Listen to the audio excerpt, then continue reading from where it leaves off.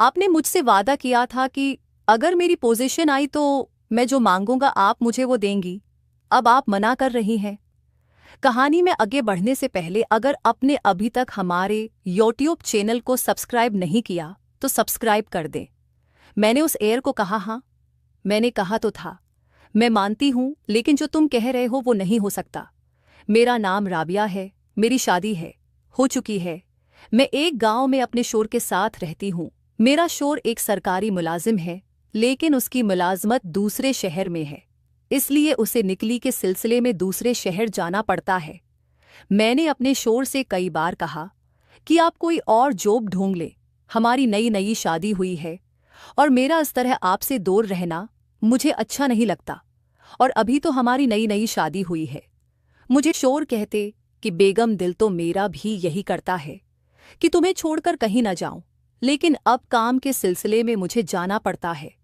मेरी शोर ने कई दफ़ा अपना तबादला करवाने की दरख्वास्त भी दी, लेकिन कोई फ़ायदा न हो सका, इसलिए मेरे शोर हर महीने बाद घर आते हैं।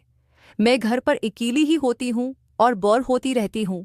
मैं खुद पढ़ी लिखी हूँ, इसलिए मैंने घर में एक ट्यूशन सेंटर खोल रखा है, जहाँ मैं 8वीं जमात से लेकर 10वीं जमात के बच्चों को पढ़ाती हूँ। मेरे ट्यूशन सेंटर में मोहल्ले के तमाम बच्चे और बच्चियाँ आती हैं। इस तरह मैं बच्चों को पढ़ाकर वक्त गुजारी भी करती हूँ और पैसे भी कमा लेती हूँ। एक दिन मामूल के मुताबिक बच्चों को पढ़ा रही थी कि दरवाजे पर दस्तक हुई। मैं बाहर गई तो गांव के चौधरी साहब आए थे। वो अपने बेटे के साथ लाए थे। मैंने चौधरी साहब को बैठक में बिठाया और उनके लिए चाय बनाई। चौधरी साहब ने मुझे कहा, बेटा आज तुम्हारे लिए एक काम लाया हूँ। तुम बहुत पढ़ी लिखी हो और गांव के सब बच्चों को पढ़ा रही हो, ये बहुत अच्छी बात है। मैं बहुत खुश हूँ। मैं चाहता हूँ कि बेटा तुम मेरे बच्चों को भी पढ़ाओ। ये नालायक पिछले 2 साल से मैट्रिक में फेल हो रहा है और मैं उसकी वजह से बड़ा परेशान रहता हूँ। जब मैंने उनके बेटे को देखा तो उम्र से तो काफ़ी छोटा लग रहा था। उसकी दाढ़ी मूंछ भी नहीं आई थी। मैंने चौधरी साहब से कहा, ये तो भी काफ़ी छोटा सा है और मैट्रिक में 2 बार फेल हो गया है। मुझे तो ये 7वीं 8वीं जमात का बच्चा लगता है। कि चौधरी साहब ने कहा, तुम उसको बच्चा मत समझना, ये तुम्हारी सोच से भी ज़्यादा तेज़ है। मैंने कहा, चलो ठीक है, मैं अपनी पूरी कोशिश करूंगी। अगले रोज से अजीर ने एकेडमी आना शुरू कर दिया। पहले 2-3 दिन तो सब कुछ ठीक था, लेकिन उसके बाद उसने शरारतें करना शुरू कर दी। कभी किसी को छेड़ता तो कभी किसको तंग करता। उसने 2 हफ्ते के अंदर ही उधम मचा दी। उसने सबकी नाक में दम का रखा था, लेकिन दिन बाद दिन उसकी शरारतें बढ़ती ही जा रही थी।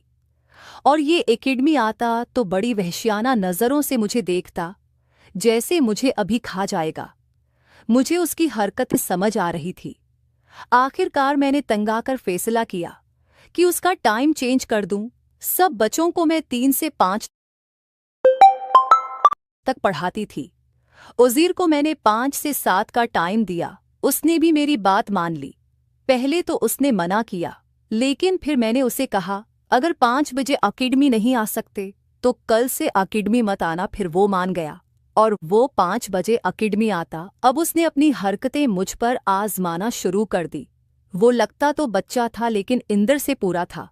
मुझे इस बात किया एहसास तब हुआ जब मैंने उसे गिनती लगाते पकड़ा। मैं हैरान हो गई। खैर, अब मुझे उसकी शरारतों की आदत हो गई थी। मुझे खुद अकेलापन इंदर से खा रहा था, लेकिन मैंने अपने आप को कंट्रोल किया। मैंने उज़ीर को समझाया कि बेटा अपनी पढ़ाई पर तवज्जो दो और ये हरकतें बंद कर दो, लेकिन वह बच्चा नहीं, शैतान था। एक दिन मैंने खूब गानता तो फिर वो काफ़ी देर तक सुकून से बैठा रहा। उसने रोने वाली शक्ल बना ली। मुझे काफ़ी दुख हुआ, क्योंकि आज तक मैं किसी पर ऐसे चिल्लाई नहीं थी। फिर मैंने उज़ीर को कहा, देखो मैं तुम्हें शरारतें करने से मना नहीं करती, लेकिन एक लिमिट होती है, तो तुम अपनी लिमिट में रहा करो। मेरे सब पता है तुम क्या चाहते हो। मैं कोई बच्ची नहीं हूँ जो समझ न सकूं। तुम पढ़ाई में भी ज़ीरो हो और ऊपर से ये हरकतें। इतने में उज़ीर ने कहा, टीचर अगर मैं पर्सनों के टेस्ट में फल मार्क्स ले आया तो फिर तुम मुझे नालायक नहीं कहोगी। मैंने दिन में सोचा अच्छे मार्क्स और ये हो ही नहीं सकता। मैंने कहा, ठीक है उज़ीर, अगर तुम जीते तो मैं तुम्हें नालायक कहना छोड़ दूंगी और इस दिन कोई पढ़ाई नहीं करूंगी। तुम जो चाहे कर लेना, वो दिन तुम्हारा होगा। उज़ीर ने हामी बढ़ ली। 2 दिन तक उसने कोई शरारत न की, पढ़ाई में मगन रहा। मैं देख के हैरान थी, लेकिन मैंने सोचा उसने 2 दिन हैं, मैं क्या ही कर लेना है। लेकिन मैं हैरान तब हुई जब एक शाम वो पढ़ने के लिए आया। मैं अपनी कमरों में बैठी टीवी सीरियल देख रही थी। उसने आते साथ मुझे टेस्ट दिखाया और कहने लगा, टीचर मैंने कहा था न। मैंने जब टेस्ट देखा तो हैरान हो गई। मैंने कहा, जरूर तुमने चीटिंग की होगी। तो कहने लगा, नहीं टीचर, आप चाहें तुम मुझसे सिन भी सकती हैं। मैंने उसे 2-4 सवाल सुने और उसको वाकई ही आता था। 23 ने कहा, टीचर आपने कहा था मैं जो चाहूंगा आप मुझे वो देंगी। मैंने कहा, हाँ बिल्कुल किया चाहिए तुम्हें। जब उज़ीर होगा ने मुझे बताया तो मैंने उज़ीर को कहा, नहीं नहीं ये नहीं हो सकता, ये तुम कैसी बातें कर रहे हो। इतने में उज़ीर ने टीवी बंद किया और मुझे दीवार के साथ आधा घंटा